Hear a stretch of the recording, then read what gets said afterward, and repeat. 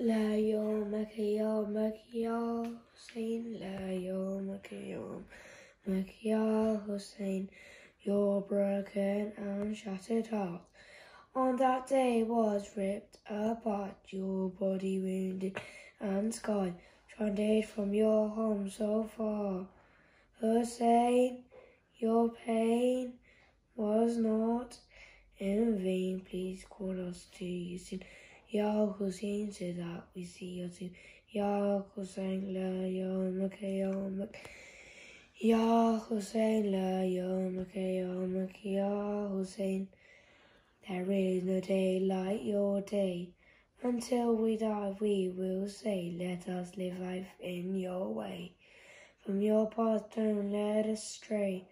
Today, the skies echo your cries. In your love, I will sing till death. I'll call your name, Ya Hussein. La yawmak yawmak, Ya Hussein. La yawmak yawmak, Ya Hussein. Lying is the prophet's rose upon a bed of arrows. From your body the blood flows. Only your pain, only Allah knows. Your blood was shed, Islam was spread, the Savior of his deen. Ya Hussein, your love has set me free. Ya Hussein, la yawmak yawmak. Ya Hussein, la yawmak yawmak. Ya Hussein. A'udhu billahi minash shaitanir rajim. Bismillahir rahmanir rahim. Salamun alaikum, boys. It's been such a long time. I remember those days in the annex when we used to meet up. It was a really special place, wasn't it? Yeah, remember those lectures we had in the annex? It's been such a long time. I miss you all. I miss your smiles. I miss your raising of your hands when you used to answer questions. I miss the TV as well. Remember we had the TV and the laptop? I miss those days. And we pray that we can get a chance to get back to the annex as soon as possible. So boys, who remembers my first sentence? When I used to give a lecture in the annex, I used to, one sentence, I used to say that all the time. Anyone remembers that lecture, any sentence? Yes, Hassan. Yes, Ali. I can see some hands. Of course. What did I say? I used to say that was an excellent 5-minute speech, boys. You have said everything that I wanted to say. So I'm going to rise up and leave because you've said everything on the lecture. But we can't do that. We don't have a 5-minute lecture. I miss those days. Your lectures, your 5-minute speeches were so brilliant. There was so much information in them. And I remember you used to actually ask questions at the end of those 5-minute speeches. We miss those, don't we? I've got a PowerPoint presentation today. Let me take out my USB disk. Yeah. Ali Raza, can you put this in the laptop so we can have a PowerPoint presentation? I've got some nice clips too for today's lecture. Oh, we don't have a laptop. We don't have a TV. I've forgotten. We are not in the annex. Inshallah, next time when we meet, we'll watch this PowerPoint. So boys, today we have come to remember a very, very important Imam. Yeah? This Imam is, of course, our 9th Imam, Imam Mohammed Taqi, alayhi salam. Allahumma salli ala Muhammad wa ali Muhammad. So this Imam has got a really special relationship with us annex boys. Why do we say that? Why is there a connection between this Imam and us annex boys? Who is going to answer that? Well, if you don't want to answer, you can actually put a comment onto the Hujjat Annex YouTube channel and put it there. Why is it special, this Imam and us Annex boys? Of course, this Imam, he became the Imam at the age of 9 years old. Who is 9 years old here? Raise your hands up. Who is 9? Yes, the Imam was only 9 years old when he became an Imam. Really young, isn't it? Actually, he's actually younger than some of us Annex boys. So for us to remember this Imam is very important. To follow this Imam is really important because he's only 9 years old. So he's like our age. So we should try and know this Imam. We should try and follow his akhlaq, his lessons, what he used to teach us. We should know this Imam really well. So what if someone came to us and told us, how come you can have an Imam who is only 9 years old? How do we answer the question that the Imam was only 9 years old when he became an Imam? So someone when asked the question, we would of course have to use the Quran. Yes, of course. When we bring from the Quran that proof that someone can be a prophet at a very young age. Boys, who remembers a very young prophet who is mentioned in the Quran? Yes, I can see some hands. Good. He was a very young prophet. He was a baby actually when he became a prophet. Of course, it was Prophet Isa alayhi salam. Remember when he became prophet in the cradle, when he spoke up and he said that I am a prophet of God. So when someone asks us the question that how can the Imam be an Imam at the age of 9, we will say, look, the Quran says the prophet was a baby when he became a prophet. So the Imam can be an Imam at the age of 9 years old. Now, sometimes people were actually really kind of confused and they ask the question, how can we test this Imam that is actually an Imam at the age of 9 years old? So one day, a group of scholars and some Maulanas, they went to Medina. When they went to Medina, they actually met the Imam's uncle. When they met the Imam's uncle, they came with a list of questions. They said, let's ask these questions to the Imam's uncle. So when they asked the questions to the Imam's uncle, they were not happy with the answers. The answers were like very confusing. They were not very clear. And then after that, they met the young boy Imam Mohammed Taqi alayhi salam. And when they met the Imam and asked the questions, the answers were so precise. They were so detailed. They could get all their answers. And they were really very surprised. And they actually believed that he was the Imam. So the Imam, at a young age, had a lot of knowledge. Now, today I want to talk about age. Why I want to talk about age? Because the Imam was very young when he became the Imam. At the age of 9, he was us annex boys' age. Yeah? So he was at the age of only 9. So do we say that this age, what is cut? No problem. Okay? Yeah. Yeah. Continue. Okay. So when they say that age is just a number, yeah, when we say age, we can say he's 10 years old, he's 12 years old, he's 16 years old. But when the Imam was chosen at the age of 9, Allah is maybe giving us a lesson that age is very important as well. We can do things at a young age. We don't have to say, you know what, when I'm 18 years old, I will read this book, I'll know more about Islam. Or when I'm 18 or when I'm old, I'll start reading more Quran or I will know more about Islam. No, we know from the Imam's age that your age is very important and we can start being good Muslims from a very, very young age. We don't have to say that, you know what, when I grow up, I'll start, know more about Islam and I'll become a good Muslim. No, this lesson is teaching us that we can become a very good Muslim from a very young age. And of course, the best example we have is Karbala. When we hear the story of Karbala, Imam did not only take adults to Karbala. Of course, he had children when he went to Karbala. He had, of course, Qasim, who was killed in Karbala. We have Aun and Muhammad, who are also killed in Karbala. And of course, how can we forget Ali Asghar? He was only a baby, yet Imam took him to Karbala. So age does not matter. It is very important to live as a good Muslim from a very young age. But okay, cut. No problem. Can I take Yeah. this advice? Yeah. Take your time. Yeah. You seem to be rushing. I am rushing, right? Yeah, just relax. Take it easy. Yeah, okay, fine. Okay, so what about in today's time? Is there anybody we can follow who is a young child who has given us lessons that from a very young age we can do something for humanity? Now, who has heard about a girl called Malala? Anybody has heard of this girl? Malala? Of course, she was a Muslim girl who used to live in Pakistan and she used to go to school in Pakistan. But when she was young, she used to actually make sure that girls would attend school in Pakistan. And one day, some people came and actually shot her. Yes, they shot her because she was going to school as a girl. So what happened? They brought her to London and they actually treated her. But when she was healed, she actually fought for Muslims' rights and girls' rights to go to school. So she went to the United Nations, she met with the prime ministers of the world, she met with even the US president, and she was given a Nobel Peace Prize. And for what? Just to make sure that girls go to school. And she was very young. They say, I think she was only about 17 years old when she got the Nobel Peace Prize. So we have examples now as well that we have young children who have done so much for humanity, and we can take some examples from that. Now, one of the other lessons we want to bring today and talk about is, of course, the title of Imam Muhammad Taqi alayhi salam. His title is Jawad. Yes, Jawad.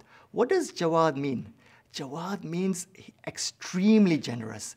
So we have Imams, of course, all our Imams are really generous, but we have Muhammad Taqi alayhi salam, who was extremely generous. They say there is a very nice story of one day, the Imam, there was a person named Ahmad bin Hadid. Him and his friends went to Hajj. So when they were actually going for Hajj, on the way, some robbers came and they actually robbed them of the money and they robbed them of their clothes and everything, their luggage. So when they reached Medina, they did not have any money. So first thing they did is they went to the house of Imam Jawad alayhi salam.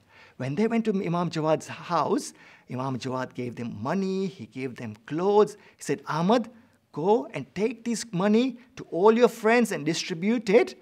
And when they took the money and the clothes and when they counted the money, it was exactly the same amount which was stolen from them. So Imam was extremely, extremely generous.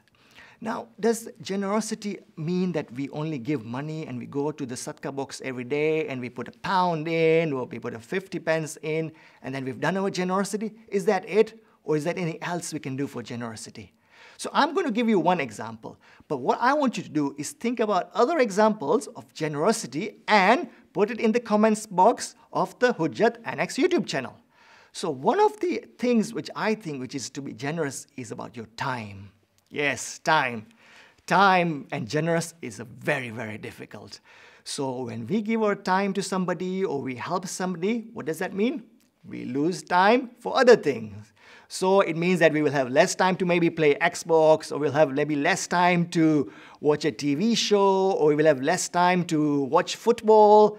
But by giving time, you are actually being really generous. So maybe we can help our brothers and sisters, we can help in the house with our parents and helping them, and that would be extremely generous. So you know what we should try? Maybe we take maybe 15 minutes every day and we say, you know what? Every day, 15 minutes, I'm going to give my time to somebody. So it can even be to your friends. So maybe what about helping somebody with their homework?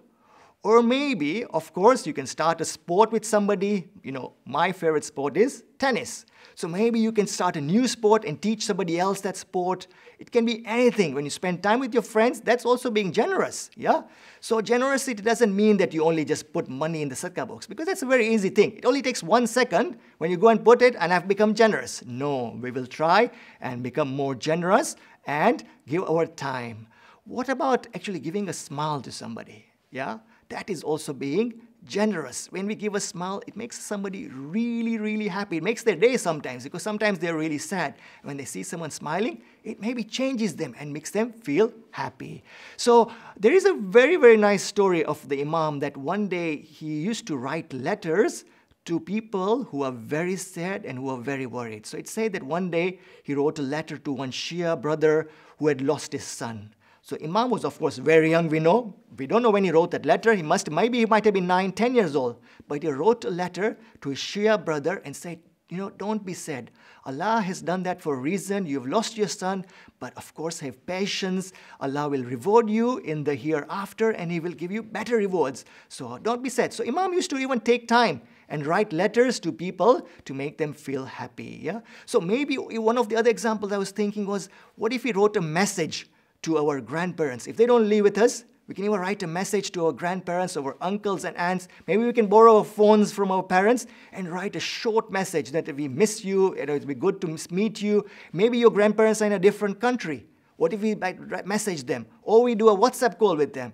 I know when grandparents get these messages, they become really happy. They get happy that someone has remembered them. So maybe we should try and do that.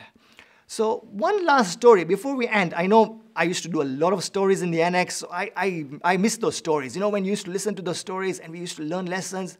One last story. So there is one story, they say that one day when the Imam was young, some friends came to him and told him, you know what? You should not leave from your front door of the house and you should leave from the side door. Why? Because if you leave from your front door, All these people will come and ask for you for money, and that you will have to pay them all the sadaqah money to them. So the friends told him, you know what, go from the side door, nobody will see you. But when Imam Raza heard about this, he wrote a letter to his son and said, you know what, no, make sure you go from the front door, take gold and silver, and of course, distribute some money to the poor that way. Don't try and hide and leave from the side door. So Mu'tasim, who was a caliph at the time of the 9th Imam, he got really, really generous. When he heard that the Imam was giving knowledge to everybody, he was becoming famous, he was answering questions for everybody, and he started getting jealous. And when he heard about the generosity of the Imam and people coming to the Imam, he found that, you know what, I must now poison the Imam because he was getting very famous. So one day, he told his ministers in Baghdad, you know what, invite the Imam for dinner. And when you invite the Imam for dinner, put some poison in the food and give that food to the Imam. So, of course, when the Imam went for dinner, he had that food and he took that poison and he ate. And then the minister told him, you know what, stay here for a bit. But the Imam said, no, I know what you have done to me. I'm going to go back home and this is the best. So the Imam passed away after that poison, and he was only 25 years old. Only 25 years old. He was the youngest Imam to die. And you know what? Even from the death of this Imam, we can take a lesson. Sometimes we say, you know what, 25 years, maybe, you know what, I'll get married at 25, you know, my life will start at 25, you know, I will live for a long time. But here, Allah is also giving us lesson that we should value our life, because you can die early as well. So the Imam was dying at the age of 25. And of course, the Imam is buried in Qazmain. Qazmain, of course, do you know who else is buried in Qazmain? We've got the 9th Imam, Imam Taqi alayhi salam, and yes, of course, it was Imam Musa Kazim alayhi salam, his grandfather. So I don't know, boys, if you have been to Qazmain, but for me, Qazmain is a really special place. When we go to Qazmain and see the shrines, when we go inside that haram, we feel really, really calm and peaceful. It's something special. When you go to Karbala or when we go to Najaf, it is different. When we go to Qazmain, when Imam Mohammed Taqi is buried, you feel a sense of peace. So we pray to Allah that we get a chance to go for the ziyarat of Qazmain and of course all the ziyarats in Iraq. Alhamdulillahi Rabbil Alameen. Salawat. Haydar, Haydar, Ya Haydar, Hussein, Hussein, Ya Hussein. Every night and every day, we promise we'll always say, we are Shia of Ali, we are lovers of Hussein. Haydar, Haydar, Ya Haydar, Hussein, Hussein, Ya Hussein. Our past is in Karbala, our future is with Mahdi. We were not there, oh Hussein, but today we are ready. We will raise your flag, Abbas, screaming Narai Haidari, screaming Narai Haidari. We are Shia of Ali, we are lovers of Hussein. Haydar, Haydar, Ya Haydar, Hussein, Hussein, Ya Hussein. Every night and every day, we promise we'll always say, we are Shia of Ali, we are lovers of Hussein. Haydar, Haydar, Ya Haydar, Hussein, Hussein, Ya Hussein. Oh, enemies of Ali, you will see and time will show.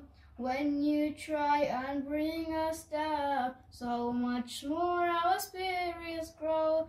You will see inside our veins the courage of Haydar flows, the courage of Haydar flows. We are Shia of Ali, we are lovers of Hussein. Haydar, Haydar, Ya Haydar, Hussein, Hussein, Ya Hussein.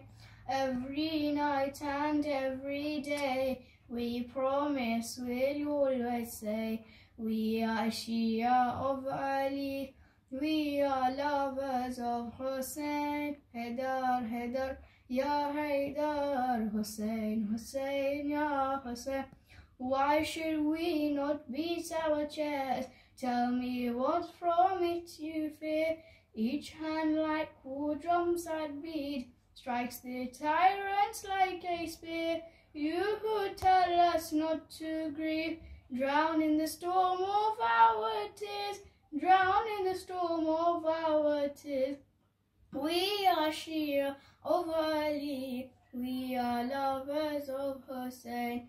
Haidar, Haidar, Ya Haidar, Hussein, Hussein, Ya Hussein.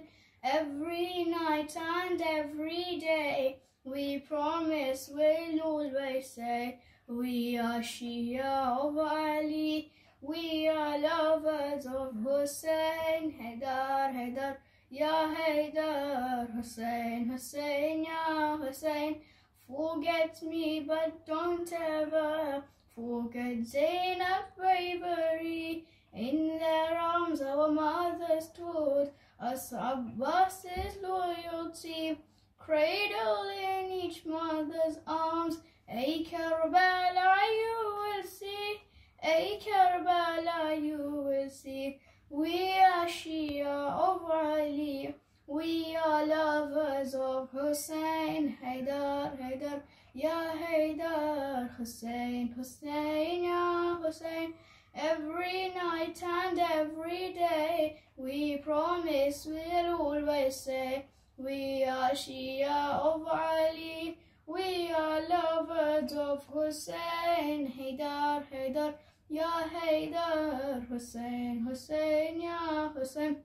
By your broken ribs, Zahra, you'll stand till our death will grieve. We will make that nation mourn that did not let you bereave. Fatima keeps near her heart, from our eyes each tear that leaves, from our eyes each tear that leaves. We are Shia of Ali, we are lovers of Hussein. Haidar, Haidar, Ya Haidar, Hussein, Hussein, Ya Hussein. Every night and every day, we promise we'll always say, we are Shia of Ali, we are lovers of Hussein. Haidar, Haidar, Ya Haidar, Hussein, Hussein, Ya Hussein. Our hearts still bleed when we hear that Hussein stumbled and fell, running towards Akbar's cry when he said, Father, farewell. Now we run towards your shrine, for him 'tis in our eyes well, for him 'tis in our eyes well. We are Shia of Ali, we are lovers of Hussein. Haidar, Haidar, Ya Haidar, Hussein, Hussein, Ya Hussein. Every night and every day, we promise we'll always say, we are Shia of Ali, we are lovers of Hussein. Haidar, Haidar, Ya Haidar, Hussein, Hussein, Ya Hussein. Each bone in our body shakes when upon this thought we drown. What did Abbas fall on where from his horse's body fell? We won't let your banner fall. Holding it your soldiers yell, holding it your soldiers yell. We are Shia of Ali, we are lovers of Hussein. Haidar, Haidar, Ya Haidar, Hussein, Hussein, Ya Hussein.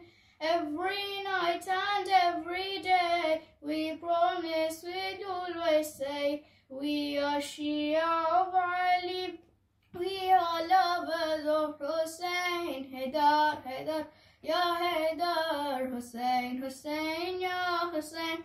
O Master, when will you come? Your servants await the day when Karim and Taqi will in Makkah behind you pray. On that day each heart that lives will cry out in joy and say, We'll cry out in joy and say, we are Shia of Ali, we are lovers of Hussein, Haidar, Haidar, Ya Haidar, Hussein, Hussein, Ya Hussein. Every night and every day, we promise we always say, we are Shia of Ali, we are lovers of Hussein, Haidar, Haidar, Ya Haidar, Hussein, Hussein, Ya Hussein. Salawat.